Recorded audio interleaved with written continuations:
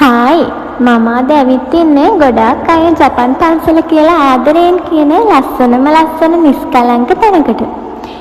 මේ කැලණියේ මානෙල්වත්ත විහාරස්ථානය. ඇත්තටම මෙතනට පය තියනකොටම හිතට දැනෙන්නේ නම් පුදුමාකාර සහනයක්. බොහෝ දෙනා මේ පන්සල ජපන් පන්සල කියලා හඳුන්වන්න හේතුව තමයි මෙතන තියෙන විශේෂ ගෘහ නිර්මාණ හා ඒ ආශ්‍රිත වටපිටාව මම නම් හිතන්නේ. මේක නාගානන්ද බෞද්ධ විශ්වවිද්‍යාලය ආශ්‍රිතව තමයි පිහිටලා තියෙන්නේ. ඉතින් මෙතන පරිසරය ගත්තනම් ඇත්තටම හරිම වෙනස්. ඇත්තටම පිරිසිදුයි. ඉතින් මේක තියෙන්නේ කැලණිය පාරේ පිහිටලා.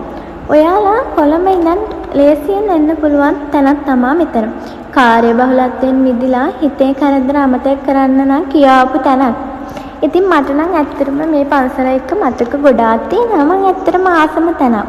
ඉතින් ඔයාලත් කොළඹ පැත්තේ ඉඳන් චූටි නිදහසක් හරි බලාපොරොත්තුවෙන් එන කෙනෙක් නම් අනිවාර්යයෙන්ම වගේ හිත නිදහස් කරගන්න නම් යන්නම ඕනි තැනයි. ඔයත් ඉතින් ගිහින්ම බලන්න. මොකද මේක කිව්වට තේරෙන්නේ නැහැ. මේ පන්සලේ තියෙන සුන්දරත්වය ඇත්තටම කියන්න තේරෙන්නේ නැති තරම්.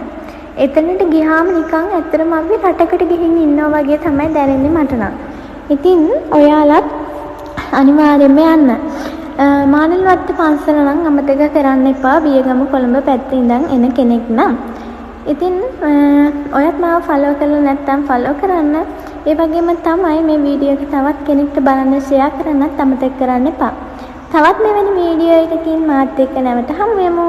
එතනම් පරිස්සමින් සතුටින් ඔයාලත් ඉන්න. බයි.